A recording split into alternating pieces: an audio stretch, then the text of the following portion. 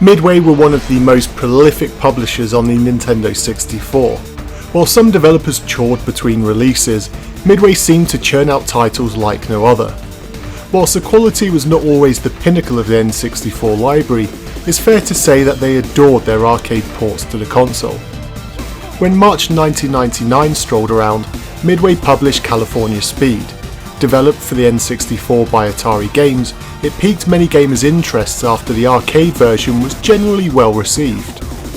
Whilst the arcade machine was by no means a powerhouse of a unit, fans will be saddened to learn that the N64 version is a stripped down version, and so if you dropped coins into the cabinet, then you should be less inclined to drop coins picking the cart up. This was picked up though well before the game's release, and Midway themselves specifically stated that California Speed was aimed towards a much younger gamer. To be honest, that's really how you should approach this game.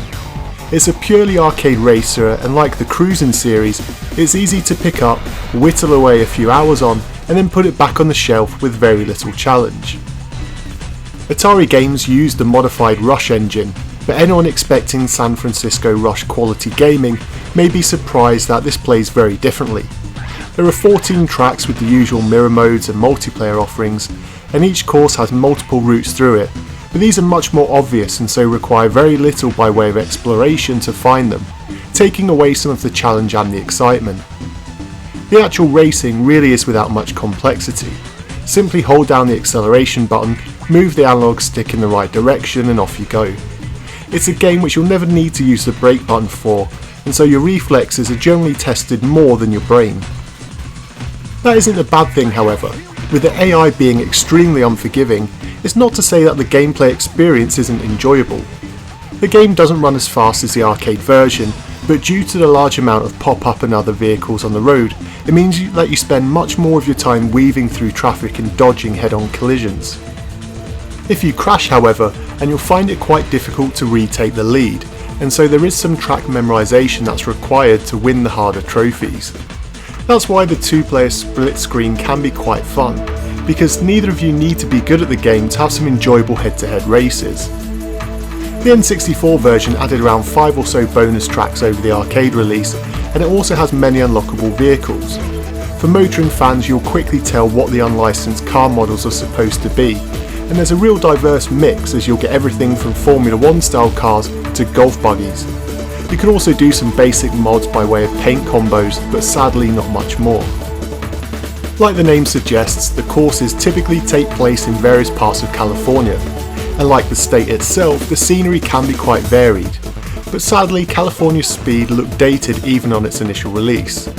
The car models are all adequate but lack detail and effects that Atari did have access to from Rush 2. With there being such a lack in texture quality and a high amount of pop-up, I'm surprised the studio weren't able to get a much higher frame rate in the game to give it a greater sense of speed, because it all feels as if there's a real lack of speed when playing, but thankfully the frame rate is consistent and so it runs very smoothly. In terms of audio, there's really not much to mention in terms of the effects.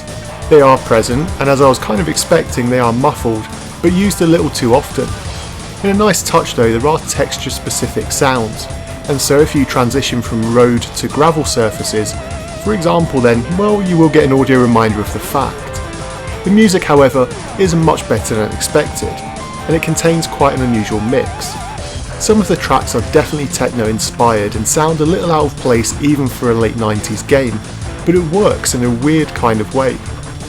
The second half of the tracks are a more alternative rock style, and there are obvious cues from bands like The Offspring which will instantly take you back to the era.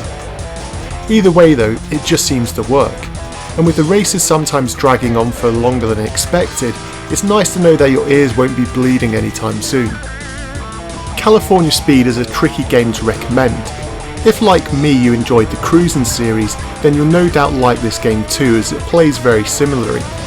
However, in my opinion, the Cruising series just seems to do everything better, and so unless you've played all of the N64 Cruising games to death, then you probably have a better time sticking to that series.